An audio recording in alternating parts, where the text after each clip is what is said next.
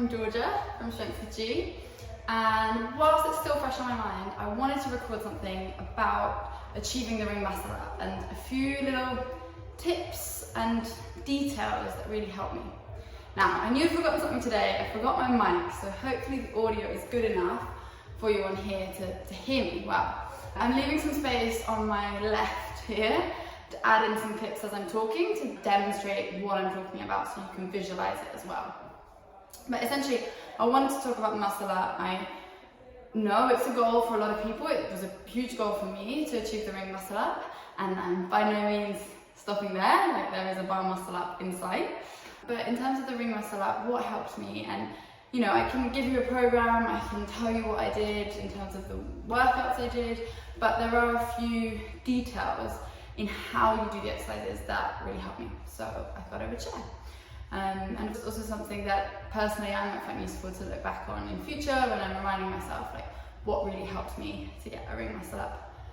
So the first thing that came up, I'm going to keep it simple, obviously I could ramble, but I'm going to keep it to like 3 things. So the first thing that really helped me was understanding that, assuming you're close to a muscle up, not at the start of your journey, but assuming you can already do a negative ring muscle up, which is where you start at the top of a dip, you go down, and you transition through the muscle up and down to hanging. Understanding that you're not falling, it's not gravity taking you down, and you're lowering yourself, but you're also actively pushing down on the rings like you want to come back up. So that was the first thing that really helped me, to understand that I'm not falling, I'm in control, and the more I can slow down this negative muscle up, the stronger I'll get in all of these positions as I go down. And on that, I also would play around with trying to pause the negative at various points. You'll see in the video, just stopping. Can I stop here? Can I stop there? Can I stop here? Can I stop? Am I that in control that I can stop at any point? Then something that really helped me unlock it was understanding the false grip and feeling strong in the false grip. Feeling like, obviously the thing is, different things will click for different people. I can only talk from my experience and what helped me. And for me, it was to start to think about it like a hand. So the same way when you're doing pull-ups, you grip the rings and you pull yourself up, or you grip the bar and you pull yourself up. Your hands are really important in that, right? If you just let them go, you're not going anywhere. And that was what I was trying to think about with the false grip. I was like, this wrist, or both wrists, need to grab that ring. They need to squeeze. I'm not just resting on it and getting my hand to do all the work, because my hand doesn't have as much leverage. It's the wrist pushing down into that ring to pull me up. It was really important. And whilst I couldn't do a muscle up until I could, I would think about that concept even during my negatives. I'd be like, okay, when you get to the bottom of the dip, lean into that ring with your wrist and grasp or clasp the ring with your wrist. And that concept just really helped me. It was like, my wrists are what are going to help me get up over the rings. I also applied that to muscle up transitions with a band. So I'm going to show you a little clip here of how to attach the bands. So you're going to loop it through one ring, then kind of move the ring or the band out of the way and place your hand like you would at the top of a dip.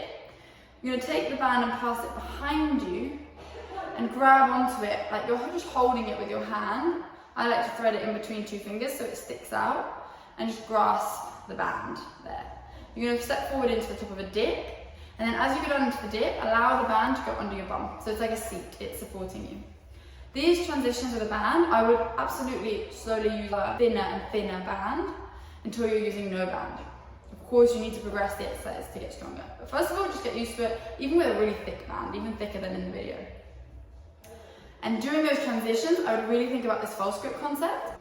But I would also think about, okay, this is now the muscle up. I'm doing a muscle up with a little bit of support. So I would be like thinking the whole time, like, how does this feel? Because this is how it's going to feel. What's happening with my body? How is my body moving around the rings? Am I moving efficiently? Am I moving smoothly? And I would try to get really familiarize myself with the muscle up during these transitions. The third thing I did was also, still in this concept of the clasping the rings with our wrists, is false grip pull-ups. So I found false grip pull-ups really helpful because to me this felt like the key that was going to unlock it for me. Feeling really strong in my wrist clasping the rings. And so I added in towards the very end of my journey before I got a muscle up, I would do 3 sets of 5 false grip ring pull-ups. So I'll insert a video here, but false grip on the rings, pull myself up as hard as I can. Initially, could do 5, but they felt like the hardest thing in my life, and I felt like I was bending my back, and it was just so hard. And then they got better, and they got better, and you just gotta firm the suck. Like, it sucks. I feel like I'm terrible at them. I feel like I'm a terrible example. You know, I'm a coach at the end of the day, training in a gym, surrounded by my clients and other coaches and other coaches' clients. But if you want to get better at something, you just got to accept that it sucks. You're doing something you're bad at, but it's hard, but you're going to get better at it. And the only way to get better at it is to keep doing it. So I did, and they got better. What I would say is, I don't know if that's necessary for everyone. I've spoken to coaches and friends who have done and can do ring muscle ups, and most of them said to me, oh, I never actually trained just full script pull-ups. But to me, it made sense. To me, it was something I felt was important, and I've spoken with my client as well, and they also found it useful, and they have gone on to get a ring muscle up. So yeah, like I'm saying, take this with a pinch of salt. This is my experience. I'm not going to say this is absolutely going to work for you. At the end of the day, it really depends where you're at. There could be other things. There are other things I did, not just this, but there are other things I did that I'm not going to list everything, because it would be an hour-long video and I'd just be rambling, and probably no one would watch it. But if there are other things I did, and they might click better for you, they might make more sense to you. The only way for me to understand if they're right for you would be to see what you're doing. So if you want to send me a clip, please feel free to contact me on social media or via my website. I'm happy to talk about coaching or just reply to a video. It obviously depends where you're at and what you're struggling with, because you might say, oh, I did all the things you said in the video, but I still haven't got it. But then there might be something else you're doing and I'm like, oh, well, you're not doing that yet, so do that first. The last thing that really made it click for me was, I'm hesitating because I didn't really overthink this, but I do think something clicked in my brain where I realized, I'm going to turn to the side, where I realized I need to go back in order to go forward. Because if I look at old clips where I was attempting a muscle up, I would pull and I would always get stuck here, and the rings would be physically in my way, and I'd be like, how do you get through the rings? When I actually did a muscle up, the sensation was of going back so that I could go forward. That really helped me. To think, even if just a little bit, to go back so that you have not only space to go forward, but a bit of acceleration and momentum to go forward. Because I was always putting up right underneath the rings and they were just in the way. So I don't know if that helps, but that's something that helped me. I think that gives you a lot to work with if you are working on a muscle up. I hope those concepts help. I hope the clips alongside help. If you have any questions, comment below. I'm happy to assist. And yeah, I loved it. I loved the journey of getting to muscle up. I actually got stronger in a way that now I appreciate how strong I am in my sport and in everyday life more than I appreciate being able to do a muscle up. Of course, I'm glad and I'm proud that I got the ring muscle up, of course. But actually the biggest benefit it gave me was just those months and years spent building up strong pull-ups, strong dips, and just getting really, really strong in my upper body and my core.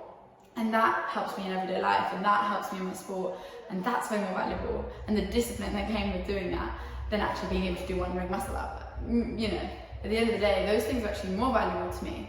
And yeah, I will continue for one muscle up. I think it really helps me. They're quite ambitious goals that are maybe like way beyond what I can do now. That might take a year to achieve, but that keeps me going like, okay, I need to go to the gym. I need to do upper body 2 times a week because I want that bar muscle up. And we all have other things that come up in life. We all skip workouts every now and then. Perfectly normal, just get back on it.